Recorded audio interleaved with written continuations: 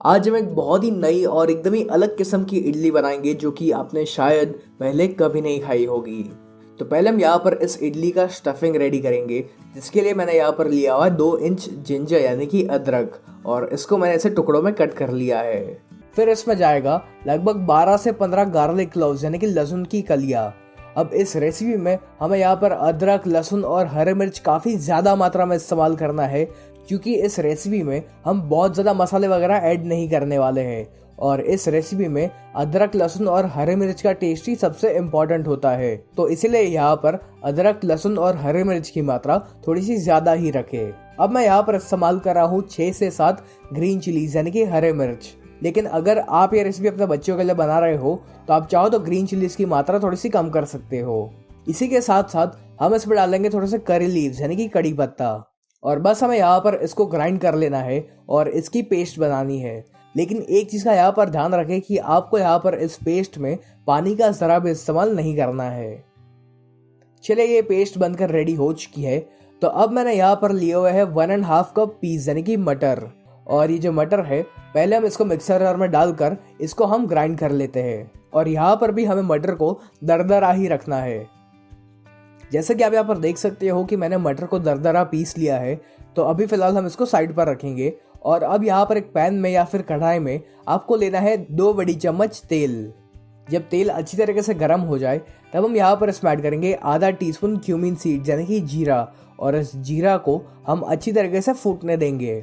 यहाँ पर जीरा के साथ साथ हम इसमें ऐड करेंगे 1 बड़ी चम्मच सेसमे सीड्स यानी कि तिल, और इनको भी हम कुछ सेकंड्स तक पकाएंगे जब तक ये जो तिल है इसका कलर जो है वो हल्का सा चेंज नहीं हो जाता।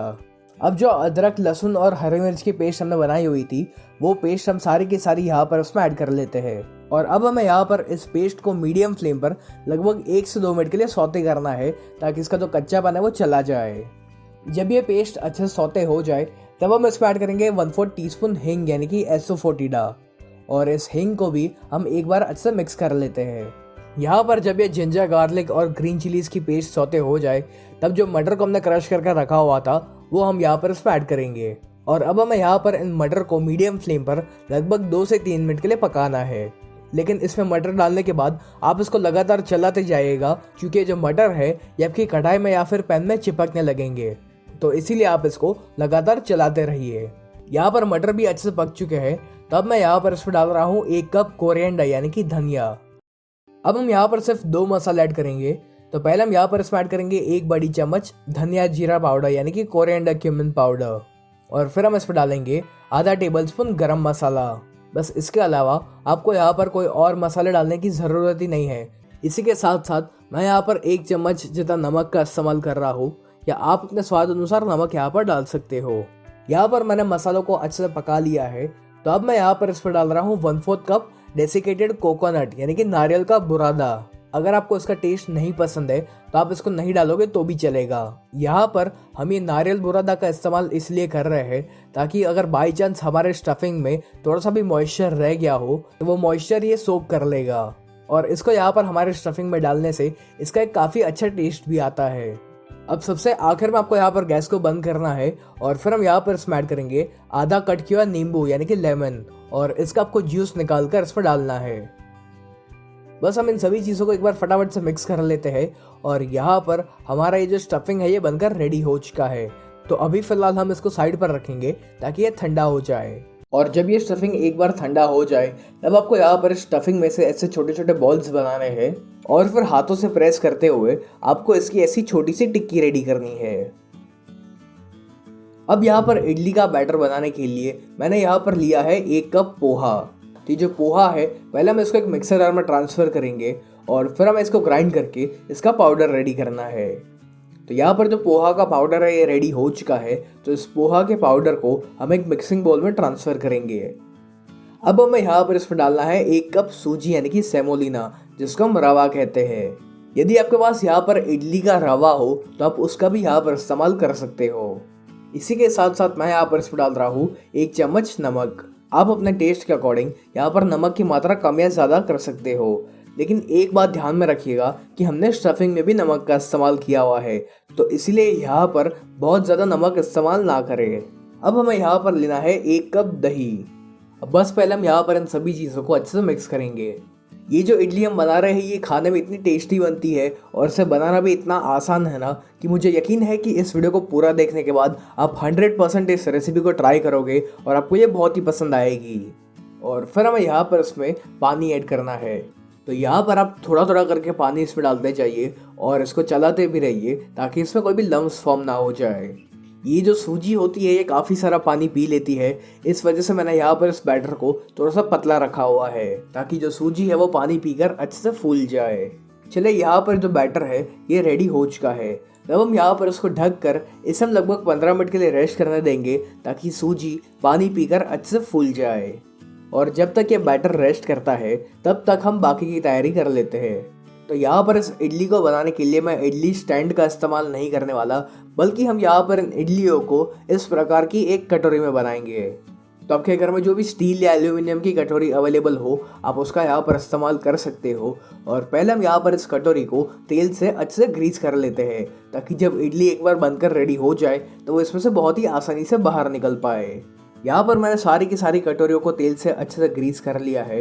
तब आपको यहाँ पर एक कढ़ाई में या फिर एक बड़े से भगोने में थोड़ा सा पानी ऐड करना है। तो मैंने यहाँ पर तकरीबन 2 ग्लास जितना पानी का इस्तेमाल किया हुआ है। और अब हम इसमें इस प्रकार का एक स्टैंड या फिर इस प्रकार की एक रिंग का इस्तेमाल करेंगे और फिर इसे ढक कर हम इस पानी को हाई फ्लेम पर उबलने देंगे। और जब तक पानी उबलता है तब तक हम बाकी की तैयारी कर लेते हैं। यहाँ पर 15 मिनट हो चुकी है और जैसे कि आप देख सकते हो कि ये जो सूजी है इससे काफ़ी सारा पानी पी लिया है और अब ये जो इडली बनाने का बैटर है ये काफ़ी गाढ़ा हो चुका है और अब इसकी जो कंसिस्टेंसी है ये एकदम परफेक्ट है।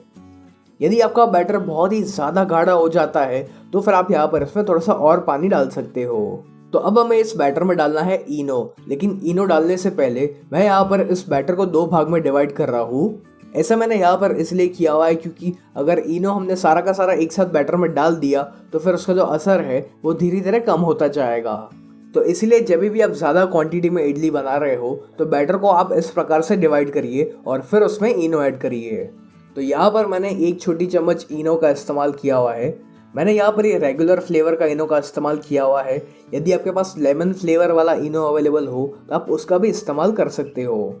अब बस हम फटाफट से इस इनो को इसमें मिला लेते हैं और आपको इसको ज़्यादा देर तक नहीं फेंटते रहना है, वरना इनो का जो असर है वो धीरे धीरे कम होता जाएगा। इस इनो को बैटर में मिलाने के बाद आपको तुरंत इस बैटर को कटोरियों में ट्रांसफ़र करना है या आप चाहो तो उसको इडली स्टैंड में भी ट्रांसफ़र कर सकते हो। अब जो मटर की टिक्की हमने रेडी की हुई थी वो हमें इसके ठीक बीच में रखनी है और फिर उसके ऊपर हम बिल्कुल थोड़ा सा बैटर ऐड करेंगे ताकि जो टिक्की है ये अच्छे से कवर हो जाए।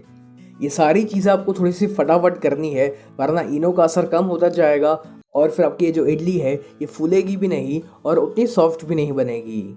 अब मैं यहाँ पर इन इडलियों को थोड़ा सा ऊपर से और डेकोरेट कर रहा हूँ, जिसके लिए मैंने यहाँ पर ये धनिए का इस्तेमाल किया हुआ है।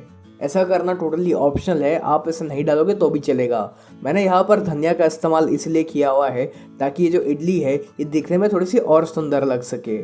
चलिए इसी प्रकार से मैंने सारी कटोरियों में ये इडली का बैटर रेडी कर लिया हुआ है और यहाँ पर जो कढ़ाई में हमने पानी उबालने के लिए रखा हुआ था वो भी अच्छे से उबलना शुरू हो चुका है।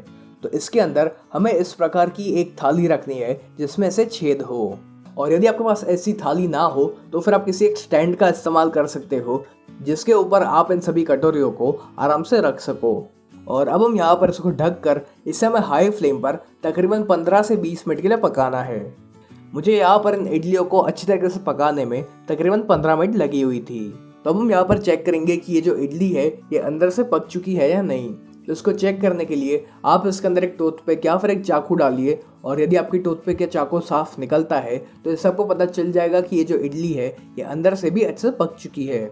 और बाई चांस यदि आपकी टूथपिक के साथ थोड़ा सा बैटर बाहर आता है तो आपको यहाँ पर इन इडली को थोड़ी देर और पकाना पड़ेगा। तब हम यहाँ पर इसको बाहर निकाल लेंगे। इन इडलियों को बाहर निकालने के बाद आप इसे पूरी तरीके से ठंडा होने दें। यहाँ पर जल्दबाजी ना करें क्योंकि यदि ये गरम गरम होगी और इनको आप कटोरी में से बाहर निकालने जाओगे तो ये जो इडली है ये बिखर जाएगी। तो इसीलिए पहले इसको पूरी तरीके से ठंडा होने दें और उसी के बाद आप इसको बाहर निकालिए। यहाँ पर जो कटोरी है ये पूरी तरीके से ठंडी हो चुकी है। तो अब हम इसके आजू बाजू इस प्रकार से एक चाकू घुमाएंगे ताकि ये जो इडली है ये इसमें से बहुत ही आसानी से निकल पाए। और बस फिर आपको इसको पलटना है और उसका आप ऐसे 2-3 बार टैप करिए ताकि ये जो इडली है ये आसानी से निकल जाए। तो जैसे कि आपने देखा कि यहाँ पर जो इडली है ये इस कटोरी में से बहुत ही आसानी से निकल चुकी है। और इसी तरह आपको बाकी सारी इडलियों को भी बाहर निकालना है।